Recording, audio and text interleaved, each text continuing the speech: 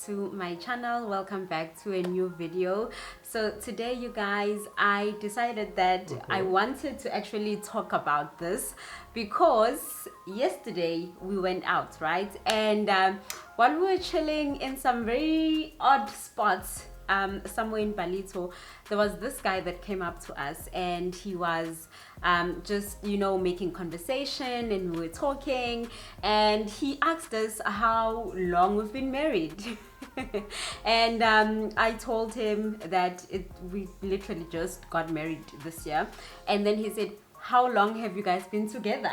And we said we've been together since 2014, which basically means we've been together for a total period of 8 years. Plus 8 years, technically speaking. Yes, 8 years, and we only just got married now. So then he was like, what do you mean 8 years? Why did you wait for so long up until you guys decided to get married? And so I was like, I know that there are other people who might be wondering this, and I just wanted us to kind of like talk about it and kind of unpack it as to why we waited for that long. But baby, I think you forgot one important thing Yeah. to say. The guy that we had a chat with was American, so he didn't literally understand a lot of things that and how we do things this side. Yeah. Because with them, you meet a girl, 1 2 1 2, then let's go. Exactly. Yeah. So yeah, he was really shocked because I think we all know how American culture is. In fact, I kind of like envy American culture in a way, because they don't have too much fuss when it comes to getting married and relationships. You meet, you fall in love, you move in together if you want to or not, but for you to get to the point of marriage, it's very easy for them somehow. So anyway, he was very shocked, and we decided, let's talk about it. Let's talk about you know, why we waited for so long to get married. Or should I rather say why he waited for so long to ask me to marry him. But anyway, why we waited for so long, and also just to talk about, was waiting for that long worth it? And if we had to do it again, would we do it again the way that we did it? Or if we wouldn't, what would be the reasons why we wouldn't do it the way we did it? So let's maybe start there. Why did you wait for so long to ask me to marry you? I think for me, I wouldn't say I was consciously waiting. I think let me put it that way. Because when I look back, I think we also had a mini discussion about this, to say I'm very uncomfortable to marry you when we don't have a stable place, because right? So if I look at my priorities, I wouldn't say marriage was on top of the list, but it was somewhere there, right? And it needed to literally have other priorities take stage at that time. So for example, I think the biggest one for me was to make sure that we have a stable place. Number 2, we don't have any debt. Number 3, financially we're in a well-off position, so that if there's something that we want to do, we're not financially constrained. So as we all know, because unfortunately we don't have trust funds, we had to work for these things. So that literally took a bit of time. But then where I felt very comfortable, but okay, now I feel like we can do this. And I think also looking at my vision around family structure and how I want things to be configured, I think this was the perfect time, right? And you just want to get into a jewelry store and say, okay, this is what I want. And they just do it. You're like, okay, what's the price later? And you're like, okay, it's fine. So I understand. So I mean, I'm sure some people might be wondering, was it easy for me to wait for him to take that long to ask?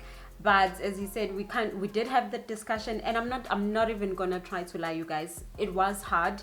How was it hard? No, sometimes, because I mean, sometimes, you know, when you're seeing people, especially when you're seeing other people getting married, and the thing, I think no, babe, I think what made it hard is knowing for a fact that I am with the person that I wanna be with, but also knowing that from a financial standpoint, it was not the right time for us to kind of like make that step, because we were very much aligned in terms of these are the things we would like to have in place first before getting married. So by the time he asked me, I knew, like, I didn't know he was going to ask me, but I knew that from the things that we've discussed before, in terms of this is what we'd like to have in place, or this is how we kind of like have envision our life, most of the things that we wanted were already in place. So as much as it was a shock, it wasn't a shock from a standpoint of this was the time that it was going to happen. So yeah, it was kind of hard because I was just like, oh my God, you know, why aren't things happening earlier for us? There are people who got married when they were 23. I mean, we met when we were 21. We met when we were 21, and is it? Yes. I need to think about it. We were 20, so we've basically spent our whole 20s together. So we met when we were 21, and seeing people getting married at like 23, 24, 25, and you are just waiting for God to be like, okay, now is your time. I mean, that could be hard on anybody. Whenever you're in that waiting period, whatever it is that you're waiting for, and just trusting that your time is gonna come, and things are gonna align and fall in place for you, it can be kind of a very hard time. But I think for the most part, having a partner that you know that they are in this with you and they are for you, and that you guys are very much aligned in terms of where you see your relationship going and what you want out of the relationship, it really does make everything pretty much easy and kind of like, you know, make your relationship kind of glide smoothly. What's the word? Smoother throughout the years. So yeah. But baby, before you continue, I think for me, right, when we look at let's just take that example when you said people are getting married at the age of 23, 24, and for me, the biggest thing is the foundation of the relationship, right? Because it's very pointless to say, okay, let's just say we're in a 4-year relationship, we should get married, but you find that maybe someone still has their reservations. So I think couples should work on literally building their relationship, making sure that the foundation is literally concrete. And then the second thing is communication, right? Because when maybe, let's just say, come the 3-year mark, you're already waiting, this guy maybe will pop the question. So it's very important to have those discussions to say, based on the family vision that I have, these are some of the things that I want to have in place. I want to have before we even discuss family, before we even discuss getting married. Because getting married, unfortunately, it's a big expense for most people, especially if you're African, right? Because we've overcomplicated our lives, where we have all these traditional, let's just call it traditional activities. Then on top, we're like, we took other people's traditions and we made them ours as well. Now we're gonna add that European model where we have a white wedding.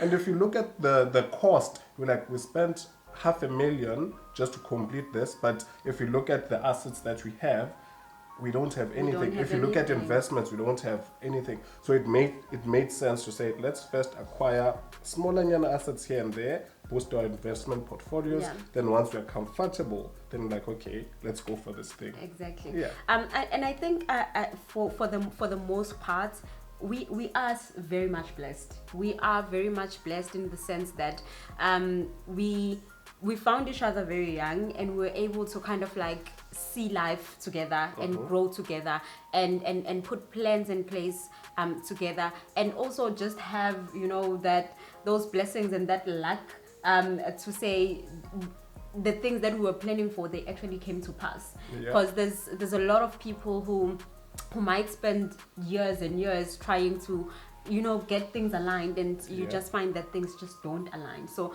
from that point of view, we do realize just how fortunate and how blessed we are to be able to have built the life that we wanted to build, and to actually get to the point of marriage. Speaking of what we were just talking about, I wanted to find out, do we think do you think that there's a timeline in terms of when you should be courting, dating, getting engaged, and then getting married? Is there a specified timeline, or is it just social media trying to push this narrative onto people, especially women, to say, hey girl, why are you waiting for 5 years for him to ask you to marry you? Yeah. If it's 3 years, it's already too long. If it's 5 years, just leave and stuff like that. Because I mean, we see that a lot, where women kind of like get questioned. Why are you waiting for that long? Why must it take him 5 years to make up his mind? And the thing is, I feel like people kind of look at it as you waiting for him to make up his mind to marry you, and not really recognizing the conversations that are taking place within relationships to say,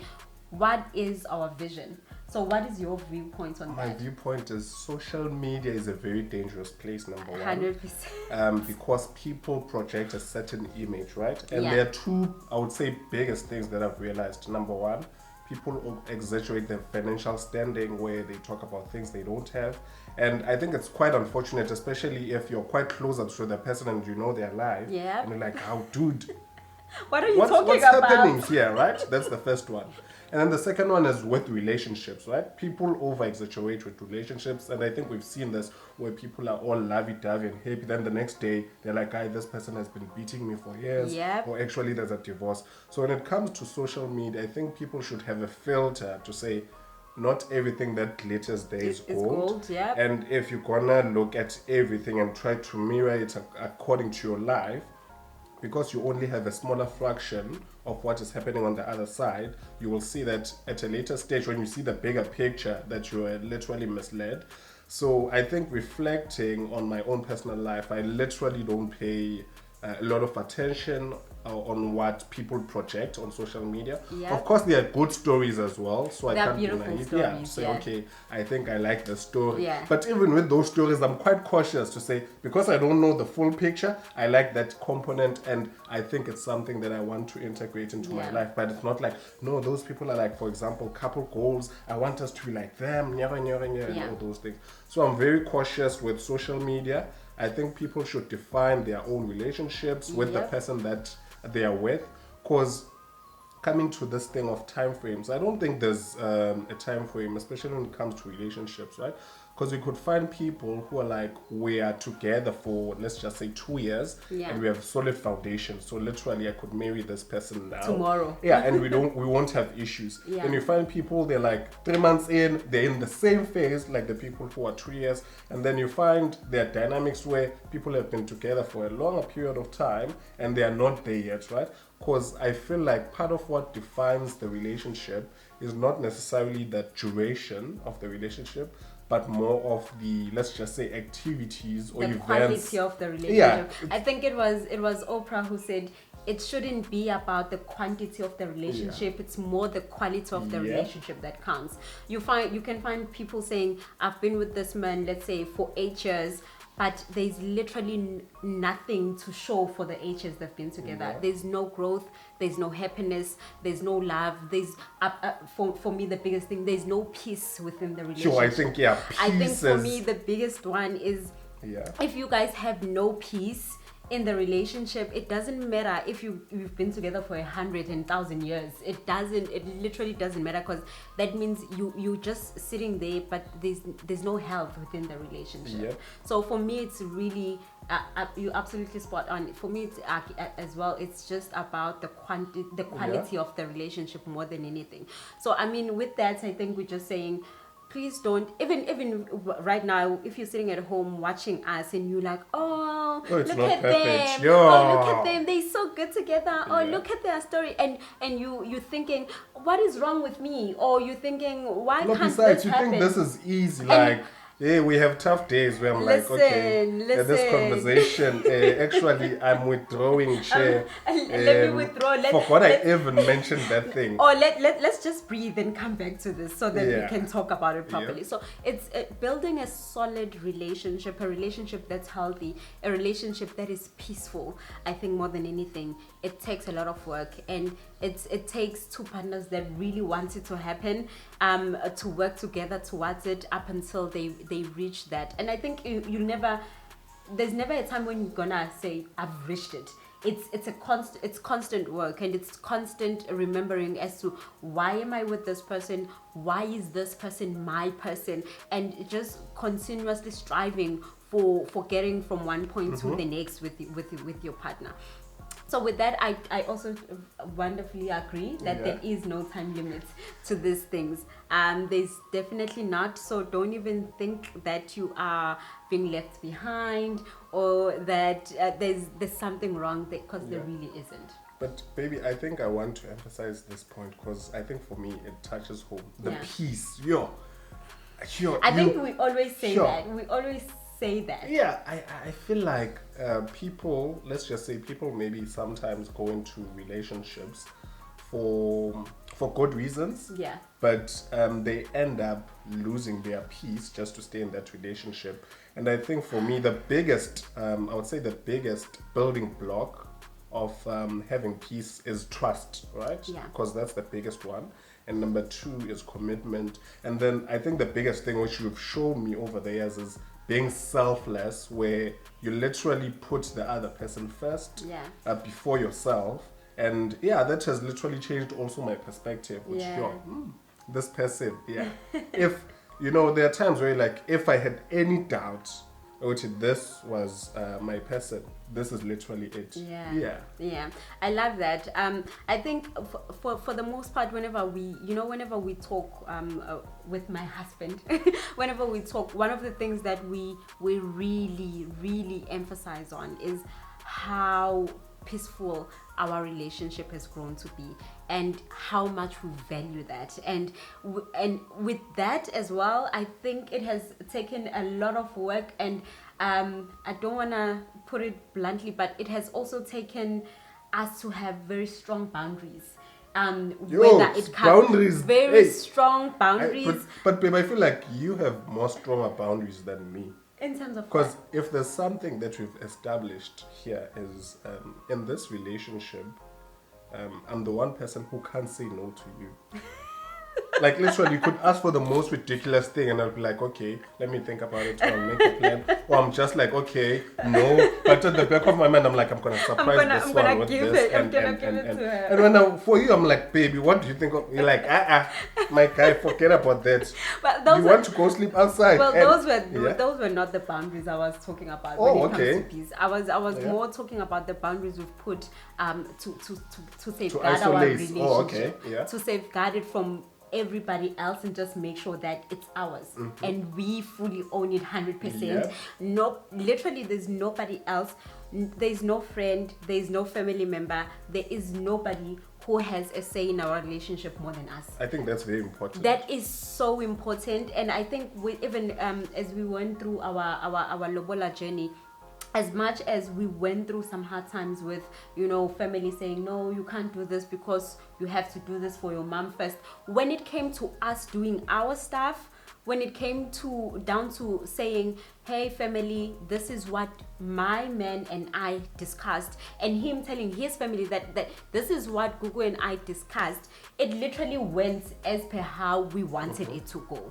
And I think for the most part, we really have to give it to our families for giving us that grace and that respect, for them to say, okay, if this is what you guys discussed, this is what you guys want, then just let's do it the way you guys want it. And so building those healthy boundaries between your relationship and everybody else who might have a say is very, very critical in terms of protecting your relationship. And I think if you're new here and you don't know, Tsepo and I, as I said, have been together since we were 21. We met in varsity. Straight after varsity, we both moved to Durban. We'll touch on that one day. But we moved to Durban at very different intervals of our lives. We will tell you a story time one day. Maybe I'll just say one thing, babe. Just one. When we moved together, we had taken a break. But baby, I'm saying a story time. No, that's why I'm saying a story I'm just dropping a hint. So we can unpack that one day. Okay, yeah. No, but I want to leave people wondering to say, what was happening? We moved to Durban separately. Let me put it that way. When we moved to Durban, we moved separately, and we kind of reconnected when we were back here. And after that, it didn't take too long for us to move in together. And I think those were then the times when we kind of like really established the roots and really planting the roots of our relationship. And that's where we kind of like said, these are the things that we want, these are the things that we will never compromise on. It doesn't matter who says what, especially around the fact that we wanted to move in together and live together before we got married. And we literally said, this is what we want, and we are going to do this together, and we are going to tell our families that this is the decision we've taken. And at that point we were like, it's okay if they have their opinion, because we are willing and we are going to listen to it. But at the end of the day, their opinion is not gonna kind of like overrule what we've decided for our relationship. And I think for the most part, we've really kind of built upon that, and we've taken it forward into our relationship. So if you were to do it again, babe, the way our relationship has unfolded, and especially in terms of getting to the point of marriage, would you do it again the very same way? Sure. You know, I'm pausing because I'm trying to think, right? Would I do it the same way? Yeah. Probably not. What and would I you say change? Probably not, in the sense that it's not perfect. I'm sure there are things we could have refined. Life is never perfect. Yeah. Life is never so perfect. Probably I would have changed a few things. Like what? I can't say like what at the moment, because I would need to reflect, but I'll probably have changed a few things. But overall, I think it wouldn't be like cosmetic changes where it's literally a different relationship, but it would be more to enhance what we had. Because I mean, if I look back at our 8+ year journey, I think, how do I put this without making you cry? Ogoti, I've been very blessed. I've been very fortunate to have you. In the sense that when I look at like other people's relationships, I'm like, I haven't had any drama like coming from you. Ogoti, no muntu wami, for example, yajola or akalela ngendlini or semgofweni, or no, actually I was going through her phone and found this, and like literally I there's one thing, I can't find it, right? And so for me that's very humbling. Out of everybody, including myself, being the very imperfect person that I am at times, which I was able to find someone like you who loves me to the fullest, who's very selfless, and I think who has also taught me a lot of things that I never knew about love in essence. So in a nutshell, I don't think I would have changed Izinto drastically. It would be just here and there. I want to hear what those here and there's are though. Okay, let me think of one. I think we might have to pause this video, think of one, and then continue. Yeah. I genuinely think that for the most part I wouldn't have changed anything. I wouldn't change anything. The only thing I would have which is outside of our control, I would have liked it if things kind of like aligned financially earlier. I would have liked it if we didn't have to go live in that in that flat where we were sharing the flat with 5 other people, and we're sleeping in literally a room that would only fit a single bed, and that was it. Those kind of things. But for the most part, anything, and the thing is about those stories is they are the things that made us who we are. Though going through those things that we went through are what made us who we are what led to us being the people that we are and being the way that we are with each other. And I think having the roots that we were talking about, having them planted so well on the ground that we are able to kind of like build upon them. So I think I mean, everybody has their own love story, right? And their own life stories. So I think I really do love ours, and I think ours is really my favorite. Who wouldn't? Anyway, yes, this was our perfect 8-year journey and counting. So yeah, man, I think you guys, just to sum up this video, please don't fall for the trap of believing that because it's been 5 years, because it's been 3 years, and your man hasn't said anything, you now need to leave him. As long as you know that the relationship you are in is a real one. And I feel like I want to ask this as I'm saying this point. How do you know that the person you are with is the one that you must marry? So it boils back to what I was saying, right? In a relationship, there are those events, right? That when they happen and you see how that person reacts, it reaffirms you, number one, I'm in good hands. Yeah. Because it also goes back to that element that you touched about peace, right? And if, for example, we face something or something happens and I see certain characteristics flowing from this person which reaffirm that actually these are some of the things that I want in a partner, and over time, as things happen, you develop that confidence actually this is literally the person I want to spend my life with. Although yes, you don't know what life will throw at you, but you make that decision there and there. Actually this is it. And over the time, if you've let's just say if you've done a great decision, you will see that it will be reaffirmed over and over. Like in my case, where I'm like, how baby, like sure.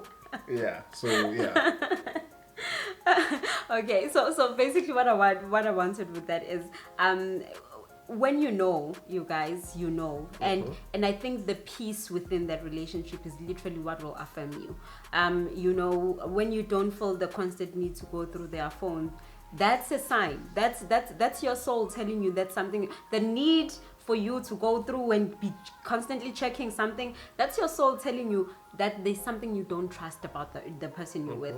So having those little red flags, having those little feelings are the things that are supposed to guide you to say, is this a place where I'm really safe? Is this a place where I should continue to stand and wait with this person for whatever the reason might be that you guys are waiting for? Or should I not? Should I actually count my losses and move on? Can I insert a side note? Yeah. I think this goes to mainly ladies, because I think I've seen it happening to most of them.